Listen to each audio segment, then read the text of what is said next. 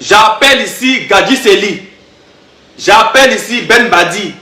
J'appelle ici Yaya Touré. J'appelle ici Didier Drogba. J'appelle ici Eric Babou. À laisser porter tout ce qui est père de mal. Popé, mettez-vous en jambe. En décembre, vous allez jouer le ballon. Parce que si ce grand-père est encore dans le match, vous devez venir. Qui vous a dit que vous devez prendre retraite? Qui vous a envoyé de prendre retraite? Vous êtes encore jeune comme ça, les enfants comme ça, vous prenez retraite. Quand il se dit, tu es encore jeune comme ça, à 30 ans, tu prends retraite, on va porter maillot. Drogba, un jeune comme ça, vous prenez retraite. Vous êtes encore jeune frère comme ça, vous prenez retraite. Maintenant, il y a quoi? Il y a quoi? Chico, Ben Badi, il y a quoi? Vous êtes encore jeune comme ça, des enfants comme ça, vous prenez retraite. Votre retraite, vous avez pris pourquoi? Vous nous avez demandé? Vous nous avez demandé? Allez-y, vous mettez en fait vite. Gadji Seli, le bon milieu. On a besoin d'un milieu comme toi. Tu es encore jeune, va te mettre en jambe. Parce que si ce grand-père est encore dans le match, soit au Maroc, on finit au commissariat. Tant que Gadji Seli n'est pas sur le terrain, tant que Ben Badi, tant que Begré, tant que Eric Babou n'est pas sur le terrain, tous ceux qui sont cités, s'ils ne sont pas sur le terrain, ce papy ne joue pas. Par rapport à quoi? Hein? Vous êtes jeune comme ça, vous prenez vos retraites. Allez-y pour le truc. La CAN qui va se jouer au Maroc sera chic. Ça sera chic parce que les deux pays qui sont toujours en train de se clasher, les deux pays qui sont toujours en train de faire des polémiques vont s'affronter. Je vous assure, cette CAN sera vraiment médiatisée. Et l'attachement qu'il y a entre ces deux pays est simplement extraordinaire. Il y a toujours un truc qui va se passer pour nous rattacher. Peu importe les problèmes qu'on va faire, peu importe les polémiques qu'on va créer sur la toile, il y a toujours un truc qui fait en sorte que on soit toujours lié, qu'on soit toujours attaché. Dieu lui seul sait ce qu'il fait quand il met toujours la Côte d'Ivoire devant le Cameroun ou encore vice versa. Je vous assure, c'est tellement incroyable. Et à un moment donné, je me dis même que l'attachement est spirituel. Je vous assure, l'attachement Côte d'Ivoire-Cameroun est spirituel. Parce que peu importe ce qu'on fait, peu importe les fâcheries qu'il y a entre nos deux nations, il y a toujours un truc qui va faire que on s'affronte ou encore qu'on soit liés. Regardez par exemple, Samuel Eto'o est une légende, c'est une personnalité. Il est marié avec qui? Une Ivoirienne. Raison pour laquelle on parle toujours de la belle famille. Voici la polémique qui fait actuellement les bruits sur la toile. L'affaire Tamsi et la Team Peya. La Team Peya, ce sont les Ivoiriens. Tamsi est quoi? Il est Camerounais. Le son qui a fait le buzz avec des Bordeaux, c'est la chanson Viviane. Qui a chanté ça? Un Camerounais. Même Pancho le Gâteur, lorsqu'il a fait le buzz sur la toile au sujet du refus de responsabilité pour son enfant. Lorsqu'on a fait les recherches, on s'est rendu compte que sa première fille qui a ses 23 ans, il a fait cette fille avec qui? Une Camerounaise. La famille, même la petite amie de Debordo, Ngono, était une Camerounaise. À un moment donné, je me dis que cet attachement, c'est simplement spirituel.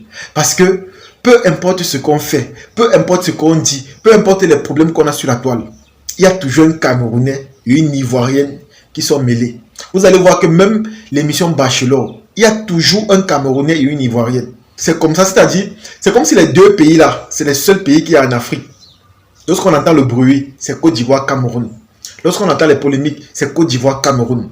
Et ce qui me plaît avec ça, c'est que grâce à cet affrontement lors de la CAN, on saura qui est fort, on saura qui est qui. On saura si Djeneba Djaba est plus belle que Viviane.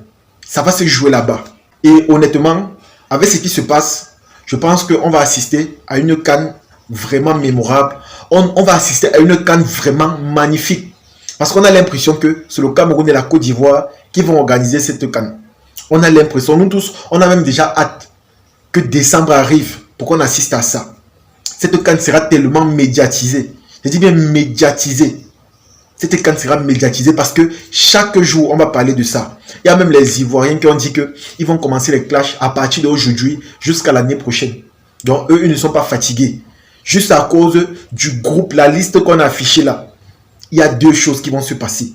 Je tiens à vous préciser que la Côte d'Ivoire sont les champions en titre pour le moment.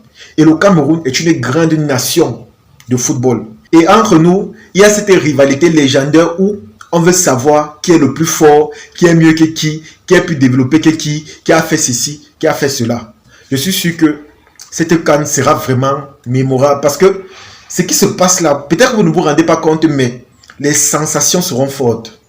Les sensations seront palpitantes. Même lors de la dernière CAN, On priait seulement que lors de la finale, ça soit le Cameroun et la Côte d'Ivoire parce que il y a quelque chose qu'on veut vérifier. Il y a une certitude là que voilà, on veut confiner. On veut savoir qui est qui. Et je pense que lors de cette CAN, si le Cameroun gagne la Côte d'Ivoire, on va plus respirer. Si la Côte d'Ivoire gagne le Cameroun, on ne va plus respirer. Je pense que c'est ce jour où on saura vraiment qui est qui. Vous savez que ça fait beaucoup d'années que le Cameroun n'a pas joué contre la Côte d'Ivoire. Et je pense même que, si je ne me trompe pas, le Cameroun a affronté la Côte d'Ivoire à l'époque de Didier Drogba ou encore de Samuel Eto'o. Voilà les seuls moments mémorables qu'on a vécu lors de cet affrontement-là. Mais aujourd'hui, les réseaux sociaux sont déjà là. Les TikTokers sont là. Les blogueurs sont là. La concurrence est là. La polémique est là. Et je pense que ça sera quelque chose de fort. Parce que même quand tu vois les vidéos que les autres blogueurs ont fait, tu vois qu'on met beaucoup plus l'accent sur les deux pays-là. Côte d'Ivoire, Cameroun. Et ce n'est pas pour rien. C'est parce qu'on connaît la rivalité qu'il y a entre ces deux pays-là. On connaît les problèmes qu'il y a. On connaît la concurrence qu'il y a. Et la concurrence là ne se perçoit pas seulement avec le football. Même avec la musique, le cinéma, le développement, les infrastructures. Bref, c'est sur tous ces plans-là. Donc il y a quelque chose naturellement qui nous lie à chaque fois. Vous allez voir que cette année, il y a élection présidentielle au Cameroun. Même en Côte d'Ivoire, il y a élection présidentielle.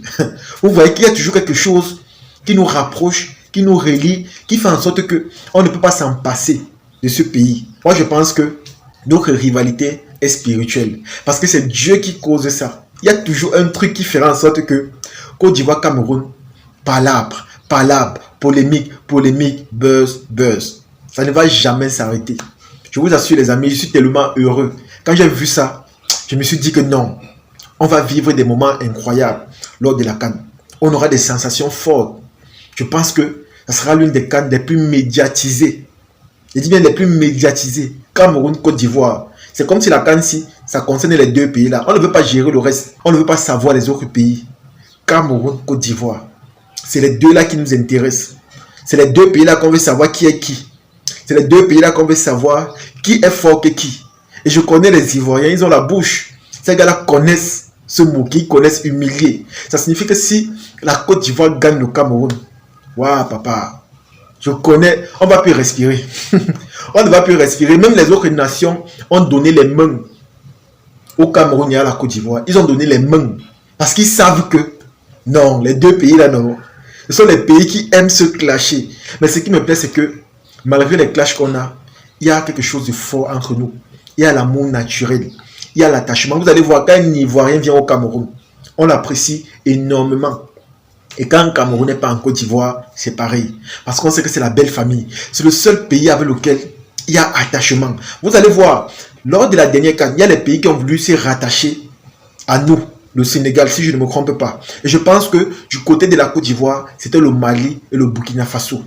Ils ont voulu se rattacher parce qu'ils sont nombreux qui sont jaloux de l'attachement naturel qu'il y a entre nous. Ils sont tellement nombreux. Mais vous avez vu que c'est vrai, on les accorde un peu d'importance. Mais ce n'est pas comme Côte d'Ivoire, Cameroun. Entre nous, c'est trop fort. C'est trop fort. Hier seulement, quand on a annoncé ça, dans la salle au Maroc, les gens ont crié. Parce qu'on connaît la rivalité. On connaît la concurrence là. On connaît qui est qui. Et je pense que en décembre, on saura vraiment qui est qui. Nous tous, on a hâte.